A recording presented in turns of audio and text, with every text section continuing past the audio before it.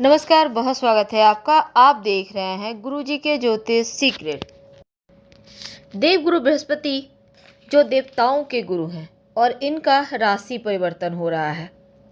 तो देवगुरु बृहस्पति 13 अप्रैल को अपने ही घर मीन राशि में आएंगे और बृहस्पति सौर मंडल का सबसे बड़ा ग्रह है। यह व्यक्ति के जीवन में लंबा प्रभाव डालते हैं, बहुत गहरा प्रभाव डालते हैं। वैसे तो चमकदार रंग का शुभता का आशीर्वाद देने वाले ग्रह और वैदिक ज्योतिष में देवगुरु को शिक्षा के ग्रह के रूप में जानते हैं और उपदेशों का पालन करने वाले गुरु माना जाता है। तो गुरु जो सही रास्ता देता है और देवगुरु बृहस्पति एक सच्चे ब्राह्मण का दर्जा उनको प्राप्त है। ऐसे में ईमानदारी, भक्ति, विश्वास ये कायम रखते हैं जीवन में देवगुरु। तो बृहस्पति जो है वो व्यक्ति के शिक्षा, विवाह, संतान, भाग्य, धन, आध्यात्मिकता, भक्ति और लड़कियों के लिए, महिलाओं के लिए विवाह के कारक भी है।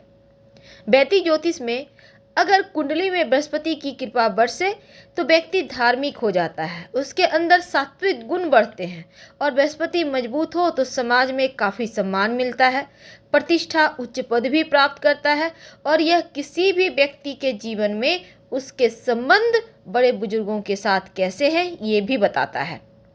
तो बृहस्पति समाज के बुजुर्गों और सम्मानित व्यक्तियों का प्रतिनिधित्व करता है।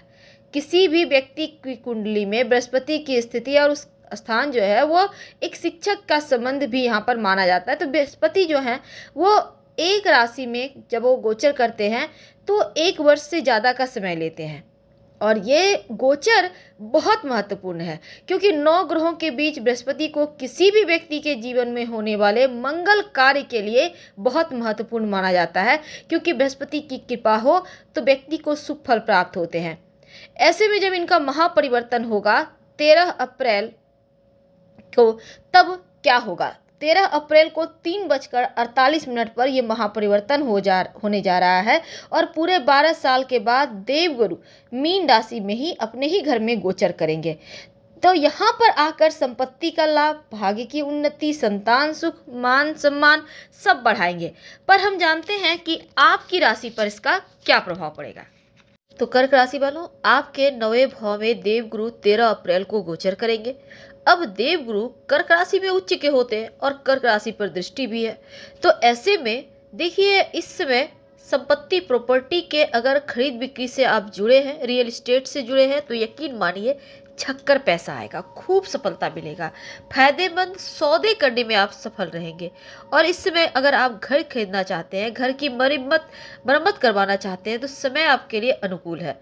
हालांकि यदि आप किराए के से जुड़ा कोई व्यापार किराने से जुड़ा करना चाहते हैं तो उत्तम है, लेकिन अगर आप किराए पर संपत्ति देकर धन कमाना चाहते हैं तो भी बढ़िया वक्त है। बस इस समय आपको व्यर्थ की यात्राओं में धन खर्च ना हो, इसका ध्यान रखना है, नहीं तो नकारात्मक प्रभाव आपके बजट पर पड़ेगा। और इस समय आपके पिता या पिता तुल्य किसी सदस्य से विवाद हो सकता है, आपको ध्यान रखना है। तो अप्रैल के महीने में भाग्य आपका साथ दे रहा है और यदि कोई आपने निवेश किया है, कोई नया व्यापार शुरू करने की योजना बना रहे हैं तो वक्त आपके लिए बढ़िया है। हाँ, आप बृहस्पति को बेहतर जरूर करें। थोड़ा सा कुछ मामलों में आपको दान भी करना है। आप पास के किसी मंदिर में हल्दी की 2 गांठ गुरुवार के दिन जाकर रखा है तो उत्तम है। तो 9वां भाव भाग्य भाव में गोचर करेंगे देवगुरु, तो ये किसी वरदान से कम नहीं है। भाग्योन्नति होगी, बड़े से बड़ा कार्य आरंभ करना हो, किसी अनुबंध पर हस्ताक्षर करना हो, आपके लिए बढ़िया परिणाम ही देगा। धर्म की तरफ झुकाव बढ़ेगा, धार्मिक ट्रस्टों की तरफ, सामाजिक कार्यों में आप बढ़ चढ़ कर हिस्सा लेंगे और विदेशी कंपनी में सर्विस करना, नागरिकता प्राप्त करना जैसे योग बने हुए हैं, आपको इस समय सफलता जरूर मिलेगी। जॉब बिजनेस में कई अवसर मिलेंगे जिसका लाभ मिलेगा। घर परिवार में सब उत्तम है। हालांकि हर तरह के यहाँ पर जरूरी ना हो तो यात्राएं करने से बचिएगा। बुधादित्य योग भी बनेगा जो भाग्य का वृद्धि करवाएगा और विदेश से जो जुड़ा सपना है वो पूरा होगा। तो लाभकारी वक्त है, इसका फायदा आपको उठाना है। 9वें भाव में गोचर करें, समय उत्तम है। चल अचल संपत्ति प्राप्ति के योग बनेंगे। बस आपको बेवजह की यात्रा करने से बचना है, इस बात को आप ध्यान में बनाए रखें। तो कर्क वालों, आपके लिए संपत्ति, प्रॉपर्टी बढ़ेगा। याद रखिए।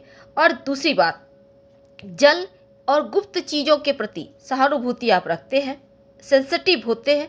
कही गई बातों को सिद्ध करने का है ये वक्त, और आगे बढ़ने का मौका मिलेगा तो समय का फायदा उठाना है। हालांकि इसमें कानूनी संबंधी कोई भी कार्य करेंगे तो उसमें लाभ मिलेगा। राजा जैसा जीवन जिएंगे इस पीरियड में आप, ये बात तो तय है, क्योंकि आपको पिता, बड़े भाई, मित्रों से लाभ होगा। रुके हुए तमाम कार्य पूरे होंगे।